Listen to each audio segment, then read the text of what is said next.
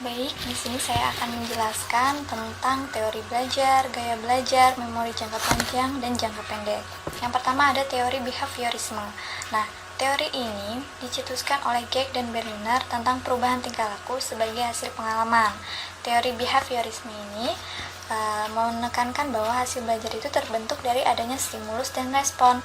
Nah, teori ini juga menempatkan bahwa belajar merupakan proses pembentukan keterkaitan antara stimulus dan respon. Selanjutnya ada teori kognitivisme. Teori ini adalah teori belajar yang lebih mementingkan proses belajar daripada hasil belajar itu sendiri. Belajar tidak hanya sekedar melibatkan antara stimulus dan respon, sebagaimana dalam teori behaviorisme. Kemudian ada yang namanya teori konstruktivisme. Teori ini merupakan landasan berpikir pendekatan kontekstual, yakni bahwa pengetahuan dibangun bukan hanya dengan menghafal seperangkat fakta-fakta, konsep, atau kaidah, akan tetapi siswa harus mengonstruksi pengetahuan itu dan memberi makna melalui pengalaman-pengalaman yang nyata. Kemudian yang selanjutnya ada konsep andragogi.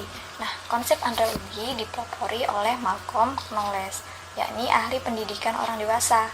Nah, andragogi adalah seni dan ilmu dalam membantu orang dewasa untuk belajar. Di sini juga ada 6 prinsip pembelajaran orang dewasa.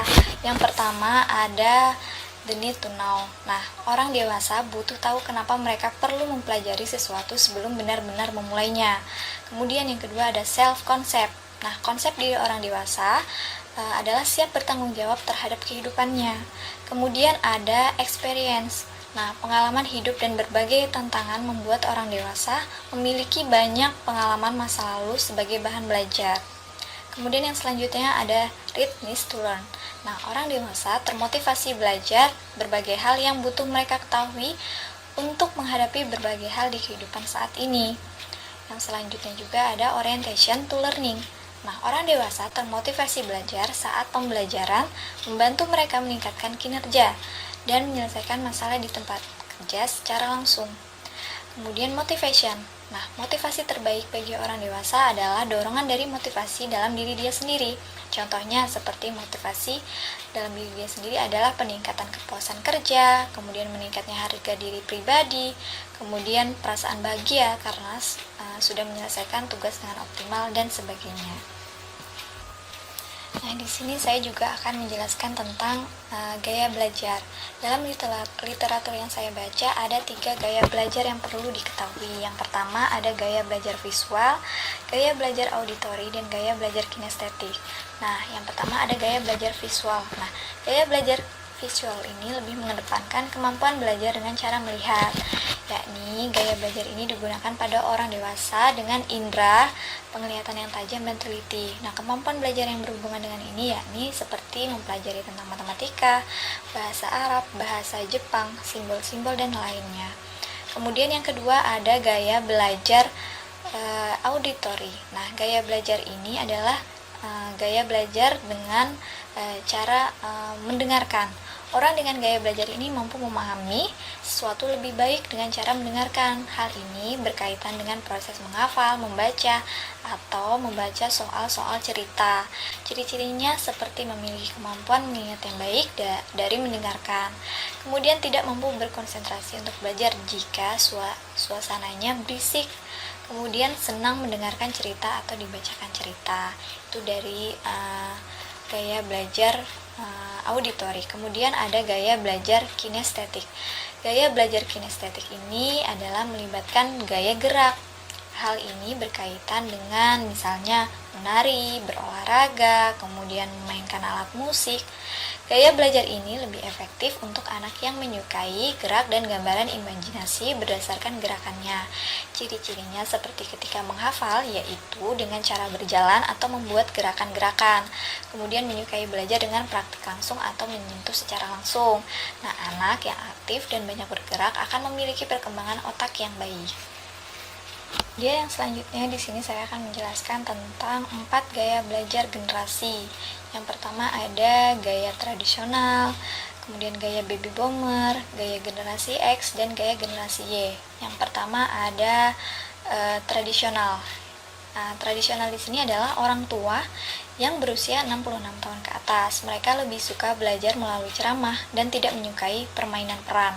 Nah, seperti kursus yang dilakukan oleh pelajar yang lebih muda, mereka akan lebih senang dengan ceramah, kemudian tidak dengan banyak permainan-permainan peran yang membuat aktif.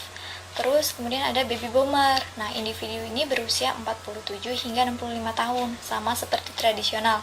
Mereka menyukai ceramah dan lokakarya, namun sebagian besar baby boomer ini tampaknya menikmati aktivitasnya sebagai kelompok kecil.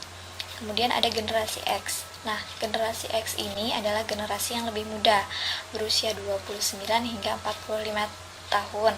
Nah, generasi ini lebih menyukai e-learning daripada pendekatan pembelajaran tradisional. Mereka menikmati kegiatan belajar berdasarkan pengalaman dan bila memungkinkan memilih belajar sendiri.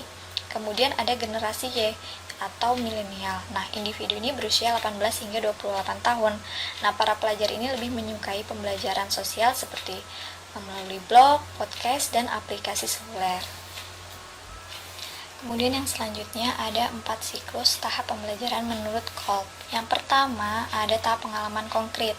Nah, tahapan ini merupakan tahapan yang paling awal dalam peristiwa belajar. Seseorang akan mampu mengalami suatu kejadian sebagaimana adanya. Ia dapat melihat peristiwa atau suatu kejadian sebagaimana adanya. Dia akan bisa merasakan, menceritakan peristiwa tersebut sesuai dengan keadaannya. Kemudian yang kedua adalah pada tahap konseptualisasi, seseorang ini akan mulai berupaya untuk membuat abstraksi, mengembangkan suatu teori, konsep atau hukum dan prosedur tentang sesuatu yang menjadi objek perhatiannya. Kemudian berpikir induktif, banyak dilakukan untuk memuaskan suatu aturan umum atau generalisasi dari berbagai contoh peristiwa yang dialaminya. Kemudian ada tahap eksperimentasi aktif. Pada tahapan ini, seseorang sudah mampu untuk mengaplikasikan konsep-konsep, teori-teori, atau aturan-aturan ke dalam situasi yang nyata. Nah, cara berpikirnya sudah deduktif, banyak digunakan untuk mempraktekkan dan menguji teori-teori serta konsep-konsep yang ada di lapangan. Seperti itu. Baik, yang terakhir di sini saya akan menjelaskan tentang memori jangka panjang dan memori jangka pendek. Yang pertama ada memori jangka panjang. Memori jangka panjang merupakan memori merupakan ingatan ya, merupakan penyimpanan ingatan yang disimpan di otak dan dapat diingat kembali di masa yang akan datang. Contohnya itu seperti mengingat peristiwa saat masa-masa sekolah dan mengingat seseorang di masa lampau. Ini dari pengertian dan contoh memori jangka panjang. Kemudian ada lagi memori jangka pendek. Memori jangka pendek ini adalah kemampuan seseorang untuk mengingat kembali hal atau informasi yang diberitahukan beberapa detik sebelumnya, biasanya 30 detik terakhir. Nah, di sini ada contohnya itu mengingat nomor telepon, mengingat wajah seseorang yang baru dikenal, itu merupakan contoh dari memori jangka pendek. Nah, sekian presentasi dari saya, kurang lebihnya saya mohon maaf. Assalamualaikum warahmatullahi wabarakatuh.